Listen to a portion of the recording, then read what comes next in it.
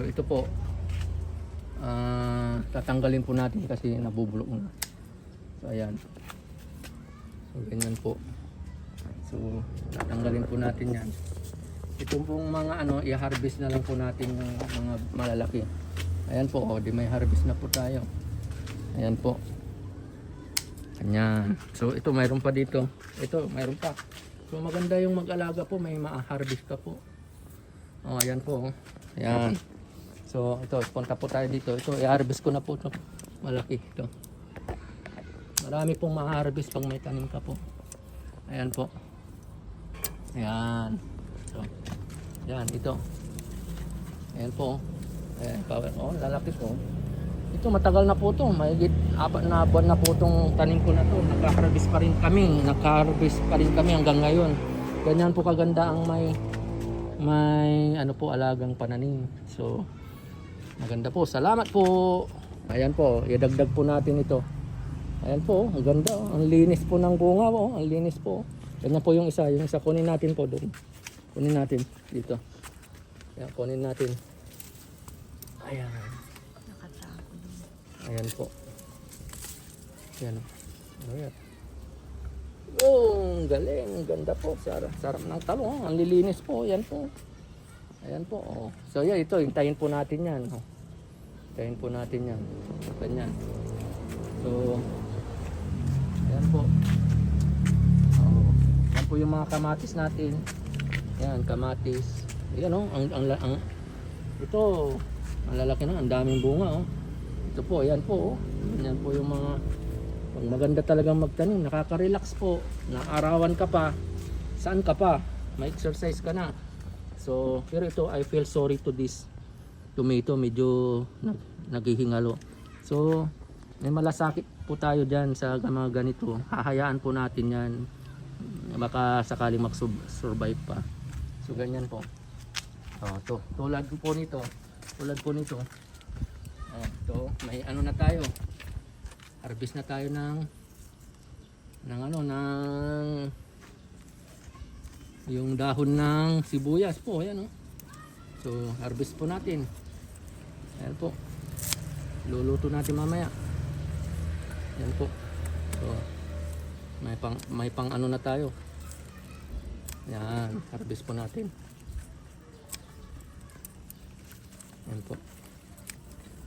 Oh, yan. Kunin na natin lahat kasi tutubo pa yan eh. Oh, so ito, i-reserve po natin sa ibang araw. So ayan oh, may harvest na po tayo. So ganyan po. Ang sarap po pag libre po yan. Fresh pa po. Yan oh. Mamaya gagawin natin yan ng ano. Lalagay natin sa pagkain natin. So fresh na fresh. Yan po, ayan oh. Ganyan po oh. Sarap po yan oh. Oh. Ganda po no. Oo, ganyan po yung nakuha natin ngayon. Ganyan po, may talong at saka yung ano, dahon ng sibuyas. So, ang ganda po. Ayan po. Ang sarap ng feelings pag may garden ka po. Ayan po. So, ayan po. Itong kamatis, kukunin na po natin to. Ayan po. Ayan. May ito, kunin ko na po to kasi dadalhin ko po to. So doon na lang, para doon na maluto. Kumbaga hihinugta to sa i-stack ko po to eh. Kasi may pupuntahan ako. So kukunin ko na po to. So bunga po ng ating garden ito. Medyo maliliit siya pero okay na po yan. Ayan. Siguro maliit na variety ito. Itong nakuha ko. So ayan po. Ay naku, nahulog. Balik. Ayan po. Ayan po. Ayan po. Ayan o. Ayan po. Ayan. Salamat po. Na-harvest po natin sa ating munting garden na pampasaya sa ating buhay. Ayan po. Maraming salamat po. Po yung ginawa kong natural fertilizer naman tayo ngayon. So this is 2 weeks old na ferment po. So ididilig na po natin sa ating mga halaman. Yan po para continuous na ano. Yan po. Si mulberry. Ayan po. Si mulberry. Si talong. Para mabuhay. Medyo may amoy po ito kasi siyempre na-ferment po siya. Yan po. Ito po, yan po, si talong. Medyo may amoy po siya, yan po. Yan po. Ganyan po. So, ano natin dito? Si kamyas. Si duhat. Ayan, pati yung laman po, sama lang po natin. So, ayan, salamat po. Ayan po si kamatis. Si pomelo.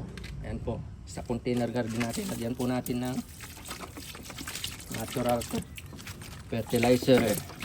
Puro natural po ang ginagamit natin dito. Ayan po. Dito po sa talong. Ayan. Para gumanda yung ano nila. Medyo payat po yung talong ko ngayon. Itong talong natin. So ayan po.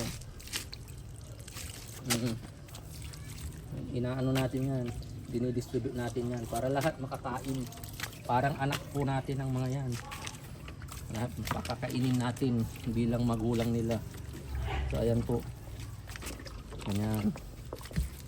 So ayan, lahat patitingin din natin, walang labis, walang kulang sa pagkain, natural fertilizer.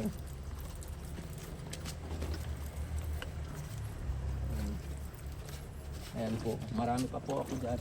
Kaya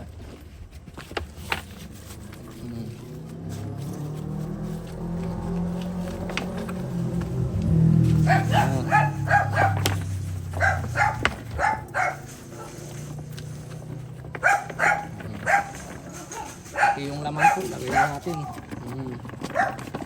Ayan po, salamat po.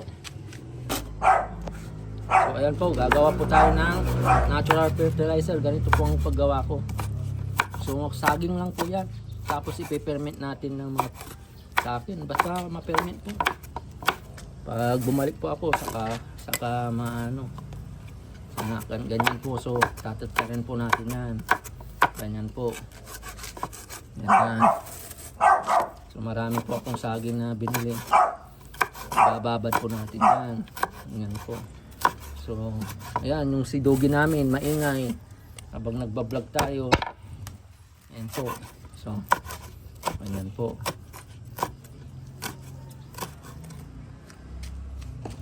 Ayan. Marami po akong ano. Ayan. Pag nagaya na po natin lahat, yung ilalagay natin, ilagay natin sa container yan. So ganyan po. Yan po ang paggawa ko ng ano para may masustansya po makakain yung ating mga halaman. Tulad po yan ng mga anak natin na pag hindi mo pinakain ng masustansya, kakasakit. Ganyan din po yung mga halaman. Po, lalagay na po natin sa mga container. Yan po. Yan po. Yan. So, tansyahin na lang po natin, sa atin 3 container po tayo. So, i-divide 3 po natin yan. 3 container yung hinanda natin. So, divided by 3 na po yung ano. Actually, hindi lang po yan kahit mga mansanas, yung pinagbalatan, pwede po ibabad po yan. Ganyan din po yan. O, yan, haluan ko ng mansanas. Ayan po. O, so, yan, yun yung isang container natin. Yan po, maraming salamat po. Ayan po, lagyan na po natin ng tubig. Ayan po, punuin po natin yan. Ayan po. Ayan, lagyan po natin ng tubig.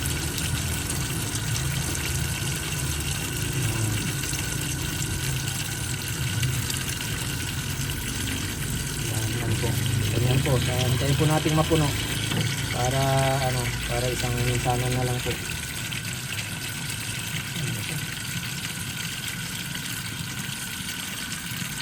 Ayan po. Ganyan po. So, ayan po, siguraduhin nyo pong yung takip may butas po para tumingaw po siya. Kasi ganyan po. Ayan po natin. So, ayan po. So, ayan. Ready for fermentation na po yung ano natin. Yung organic fertilizer po. Ayan po. Okay po. Salamat po.